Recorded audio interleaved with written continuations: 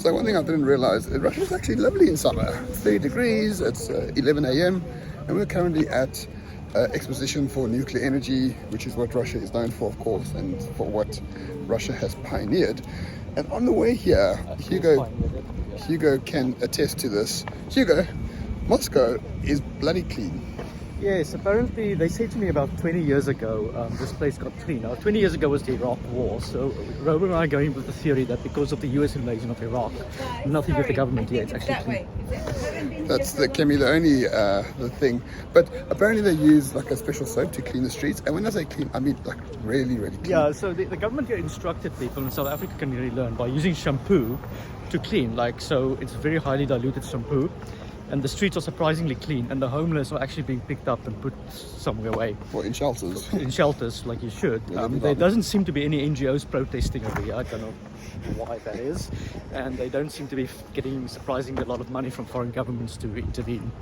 So I don't know if that's a good or bad thing, but consequently the city is clean. There's not a lot of homeless people, and there's a science exposition, and there seems to be families going to science exposition. And that's what I'm saying. Like what we do see is a lot of families walking around. So we are on a North Korean style tour, apparently. So maybe all we're saying is because we are falling for it, or maybe the stories we are hearing against the country is because it actually works, and there seems to be some level of success over here. Yeah. I might be wrong, and I might change my view into the next podcast when I'm allowed to speak more freely in South Africa. I don't know. I mean, all this is a green screen. This is all fake. All these trees behind us in the sky, all fake. Yeah. I mean, this is, it's just we're in an illusion. They drugged us before we got here, and that's why we love Russia now. No, we're not naive about the situation. It's just, I think people need to come to themselves and see that a lot of what you've been told about the country is complete nonsense. For example, our host over here spent 9 years in Australia. Now, you know, South Africans go to Australia to escape, and they don't usually come back. If they go back to Dubai. Or they go settle in the UK, for example, because they like all the weather. She said she came back over here because Moscow gave her a better quality of life than Australia. So the conclusion Roman and I came to is that South Africa is now worse than what the Soviet Union was 20 years ago, because Russians come back to a place better than what the Soviet Union was when they escaped. South African expats like myself are not really keen on going back unless it's a really good salary and you live in a security village and things of that sort. Here they stay in an apartment, and they can seemingly afford an apartment which costs less than an apartment in Paris and London. Yeah, so what our tour guide was saying, the average apartment, like a good apartment, is about $1,000 a month in rental and or mortgages, which is 20,000 Rand, which is quite similar to what you're paying. But get this, most people actually own their property here. Yeah, unlike the Germans. Who don't. They like to rent. Most Europeans don't own their property. So, and for Moscow, to me, it seems like the prices are sort of on par with South Africa, maybe a little bit more expensive. But I went to a restaurant, a very good restaurant, with two of my other friends. We paid 11,000 rubles for all three of us, divided by 6. It's like 2,000 Rand for 3 people in a high-class restaurant. I thought that was quite reasonable. We had about 6 or 7 dishes each. A hamburger at the airport, which usually tends to be more pricey because that's where tourists go, was the equivalent of, say, 10 euros, or whatever, that'd be 200 Rand. 200 Rand. Which is what you'll pay in Southampton. Yeah, and in France you would probably pay about 30 euros. Yeah. So truly is about a third of the price of Western Europe, and my sense has been that the cost of living in Russia is about the same in South Africa. They probably get a little bit out because they socialized the NHI that actually works. Yeah. Okay, so they have a free socialized healthcare, and education is free and apparently good public schools. So their Model C school seems to be working. And what do they focus on in schools? Maths, physics, science, computer science. Yeah, they don't have social studies. I didn't hear much about like gender affirming care and shit like that. They like focus on like these things called hard sciences. Lady sciences, not so much. And then they have big corporations actually sponsoring school and sending engineers to go and teach there. That was the Rotterdam school we saw in Pevek. Pevek is literally, they won't mind me saying, a backwards area. It was a backwards area 5 years ago. It looks like Soviet houses. And the government said we need to start investing money into rural areas to try and identify children with potential. Again, that's something that you can maybe envision South Africa. So in Russia, you've got families who go for a day out to learn about science and nuclear energy. We're currently at a sort of museum expo area for nuclear energy, and it's absolutely packed with people and children. You won't find that in South Africa.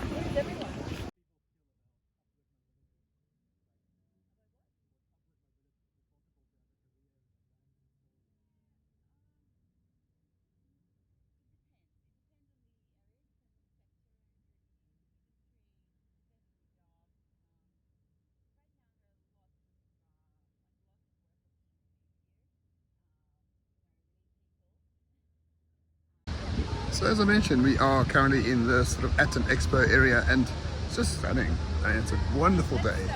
Clear blue skies. Families are out learning about nuclear energy, science, and all the rest of it.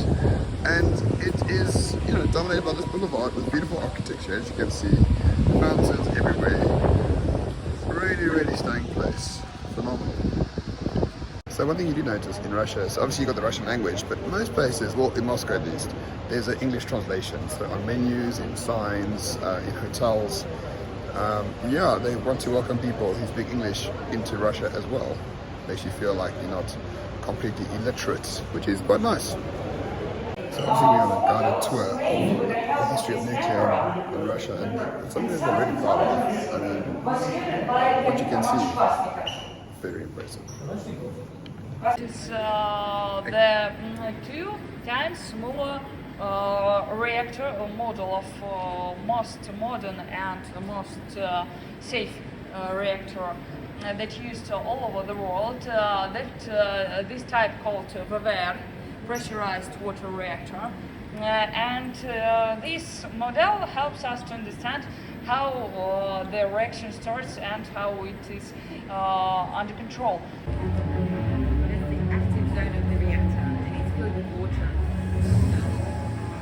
Включились главные циркуляционные насосы, и теплоноситель начал циркулировать сквозь активную зону.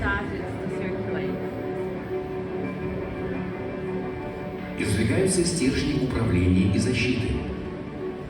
Ядерная реакция началась.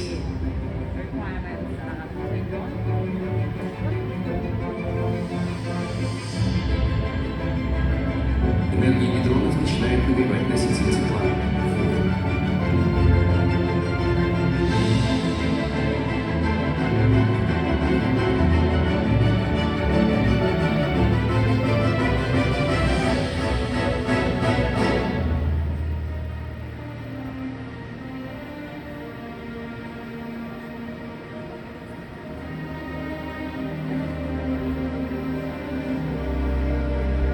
Горячая вода направляется к парогенератору.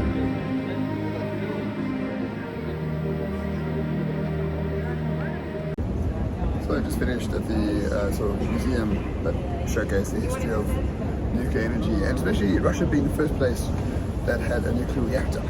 So they used nuclear fission and radiation for peaceful means, and now nuclear energy is the way to go for most of the world. So really, really fascinating. Russia's obsessed with this history, like all good countries. Lunchtime. Let me show you what we have here. So I picked a salad similar to a caprese. It's like a Russian caprese, but that's actually a strawberry, and that's a sort of burrata type thing. I actually started eating before I realized I hadn't shown you. So this is a veal cheek, surrounded by sort of vegetables. Delicious, very good. So I ordered a dessert, and so it's a sort of cake with cream, but this is the size. It's like half my head. I'm getting fat, So expo over, and now we are on the way to the center of Moscow with the Red Square, the Kremlin, and basically, all the entire old city that you see in the movies. Looking forward to it.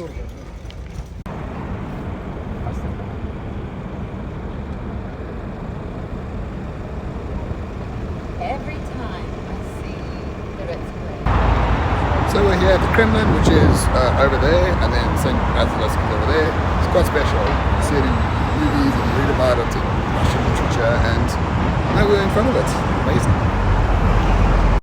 So there's a concert happening over there because apparently it's the Russian marathon sometime this weekend, so they have all these things here. So yeah, it's a bit congested. So the basilisk is over there. Then you get a square in the middle of it. So there is the Kremlin next to you. There's a wall of the Kremlin over there. And right in front of you, all the way at the bottom, is, as far as I know, the Red Square. That building in front of you there is a department store, from the fancier shopping areas in Moscow and in Russia, as far as I know. And then behind it is the old city of Moscow. So this is what it looks like. So it's surrounded by families, surrounded by, mostly Russians because of the sanctions and like that. I hear the national anthem behind me as well. But as with most places in Moscow, it's quiet, it's very clean, rather dignified. So still walking next to the Kremlin. I mean, as you can see, I mean, there's people everywhere, eating in restaurants, having a good time. It is a Friday afternoon. It is 5 p.m. So I suspect most people are off work, and yeah, it's really that's one of these European great cities. Except it's very clean, and let's just say diversity is not a strength in Moscow. It's relatively Russian, which I suppose is pretty good for Russia. So if you squint, you can see Lenin's mausoleum, but it's the same color as the walls, so you can't really see it, but it's over there. So if we were able to get there, you would be able to see his sarcophagus, and I think his body is still there.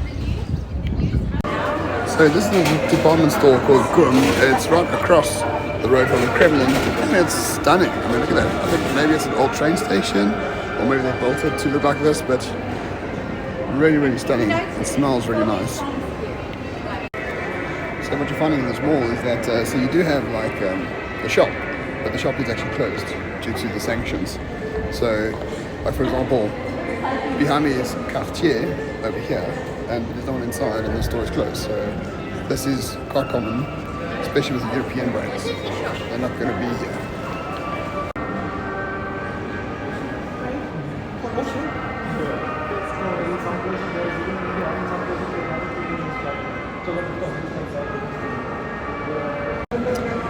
So here we're at the top of the shopping center that I showed you earlier, and yeah, I mean it's high end. It's like the Harrods of Moscow, I suppose. And therefore you need lots of money to actually just buy a Rolex or whatever you wish to buy. Lots of brand names, lots of watches, lots of jewelry, lots of perfume. You're not going to buy yourself a Kindle. So now we are sort of in front of the Kremlin. Gum shopping center is right there next to me. But what's interesting in Moscow, you get music from the Soviet era playing on these public speakers. So when you're walking around day or night, you hear the Soviet music, which is quite nice. It seems a bit nostalgic. So it's 5 o'clock. I need to be at the airport in an hour, so I'm a little bit there. This is as much as I can put in an afternoon in Moscow, but I hope you enjoyed it. The one thing I know everyone was going to ask me is, what about the war? You don't feel it here. You really don't. You don't see added security. I didn't see extra police officers. I didn't see military operators or people in uniform or anything like that.